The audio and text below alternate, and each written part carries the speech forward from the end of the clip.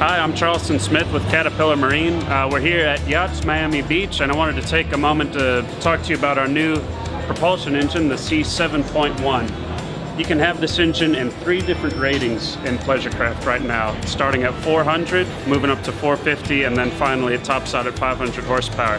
As you can see, for the power that it makes, it's fairly compact and it's easily serviced in most applications. At the front here, we've got our ECM. Hooks up like a lot of other Cat engines you might be familiar with. We've got our 70-pin connector and also our service tool, service connector I should say, that connects to Cat ET.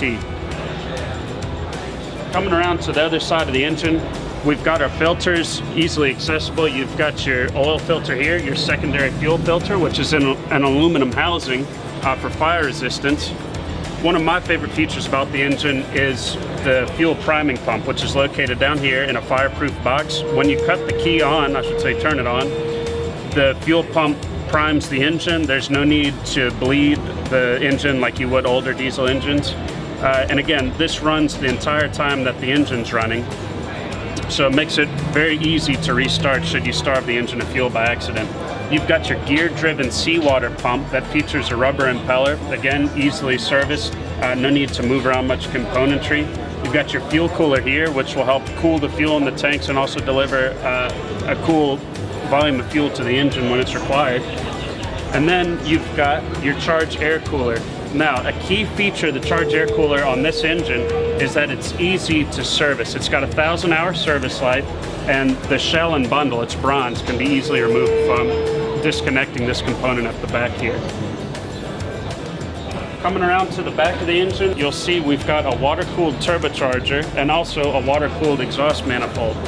Now in the 7.1, you can order the engine with a variety of options. One of them is a barometer, so if you want to measure exhaust gas temperatures, it's very easy to do.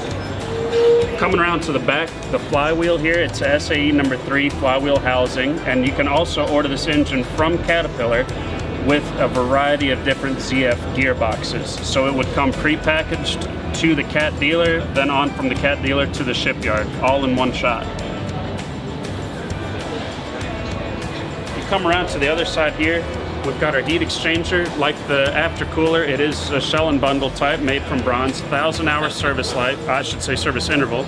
You've got down here the optional gear oil cooler, and one of the things that is notable about this is that you can have a gear oil temperature sensor and pressure sensor mounted in the gear oil cooler, so there's no need to have to access a sensor at the bottom of the oil sump on your transmission should that need servicing.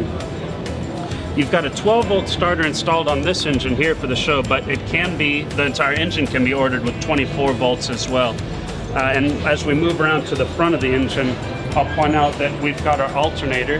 You can get at either 100 amps or 175 amps, depending on the system voltage that you order.